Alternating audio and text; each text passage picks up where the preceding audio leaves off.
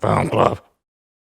Thank you for joining us for another episode of Film Club. I'm one of your hosts, Andy Harrison, and with me as always, it's Andy Donaldson. Hello. Every week in Film Club, we invite you along to watch a film with us, and this week, we are taking a look at the adventures of Baron Munchausen.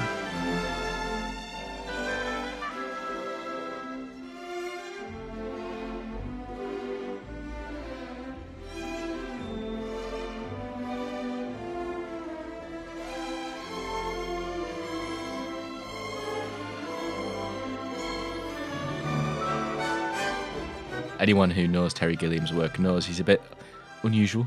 He sets place in a town under siege, and there's a theatre play going on, telling the tales of Baron Munchausen. The real Baron Munchausen comes in. He's like, well, that's not really how it happened. I used to have this in VHS, me and my brothers. I remember watching this loads as a kid, and given how surreal this film can be, I remember about 5 years ago thinking, did that film actually happen, or was it just a really rad dream? And it only took a bit of... Genuinely, it only took a bit of research for me to find out it was real. Well, I haven't seen this for like 25 years. So I'm interested to see what you think, Andy. The Adventures of Baron Munchausen is based on a set of books. I think it's German books. Yeah, it's German kind of... Apparently, he's actually quite a popular character. And there's been other little bits and pieces. There's been a couple of the films made about Baron Munchausen. But Terry Gilliam's take on it, strangely, it has a structure that's kind of reminiscent of like the Odyssey. You know, Homer's Odyssey. Yeah, 100%. But in terms of cinema, it reminds me of stuff like Neverending Story and Princess Bride.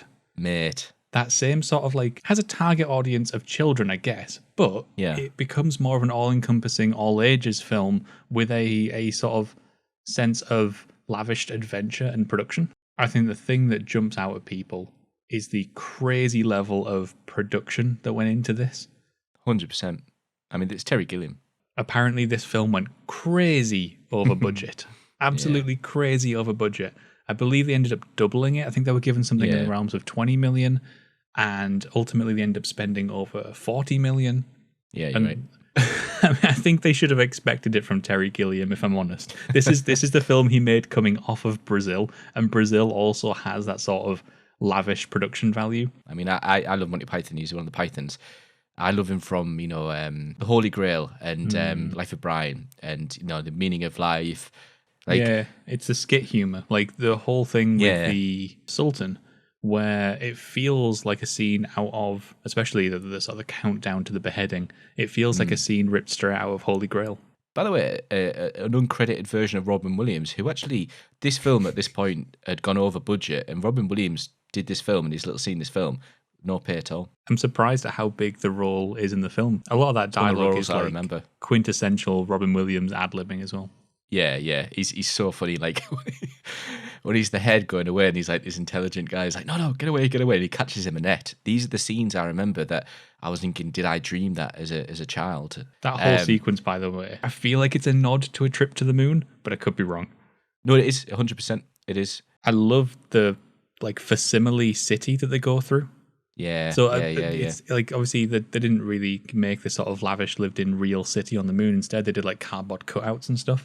And watching it gives it this like theatrical performance, which totally ties in like at the end of the film, which I love that.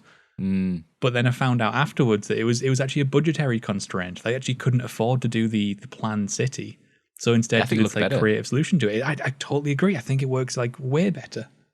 How goes that scene where he's on about where he's at the he's just about to go in the Sultan's palace, and then the Sultan's kind of like an actor. He's like, go ahead. Then suddenly the camera swings around, and they're actually in the Sultan's palace, and you go back to like a memory. I love it. Remind me a lot of Wizard of Oz. So I struggled with this film's pace. Yeah, this is not a perfect film.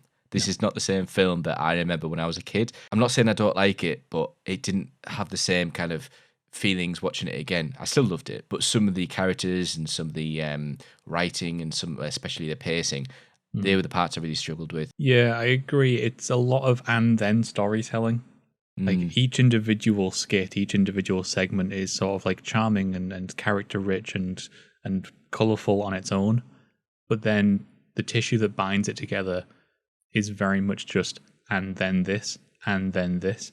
And it becomes a little bit of a slog at a certain point. It doesn't take away from the fact that each individual one is just this like absurdist level of colourful creativity. It has quite a decent cast. And I say decent cast, you've got like John Neville, who plays Baron Munchausen. He's great. Eric Idle, obviously I love, who kind of pretty much plays Eric Idle.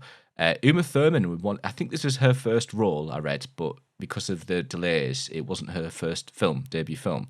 You've got Jonathan Pryce, who we all know from like kind of Game of Thrones and Two Popes and other films that he's been in. Obviously, you've got Robin Williams. I think that's a bit of an exception. Sarah Polley, who played Sally Salton. You have all these actors, and I don't feel like I really, whilst it's a character film, I don't feel like I particularly cared enough about many of the characters, and I was a bit gutted about that. One thing that you taught me last week is that this is actually part of a thematic informal trilogy. Yeah. This is married up with Brazil and Time Bandits. Am I right in thinking the trilogy was meant to be about imagination? Time Bandits is imagination through a child. Brazil's about the imagination through an adult. And obviously, Baron Munchausen is shown as old in this film, is the imagination of an elder gentleman. Weirdly, again, being a fan of Terry Gilliam, I've never watched Time Bandits and I've never watched Brazil. Brazil's maybe my favourite Terry Gilliam film. No way. What more? No. Maybe not. We'll see. One day we'll revisit Brazil and I'll probably eat those words. On a low level as well, I'm kind of a fan of Fisher King. I know that's not exactly his strongest work, but it's a guilty pleasure. So last week you mentioned that you wanted to go and take a look at The Adventures of Baron Munchausen because of Dante Ferretti and his sort of links on production design. He's a production designer on last week's film, The Ship Sails On, and he's also the production designer here. Incredible job.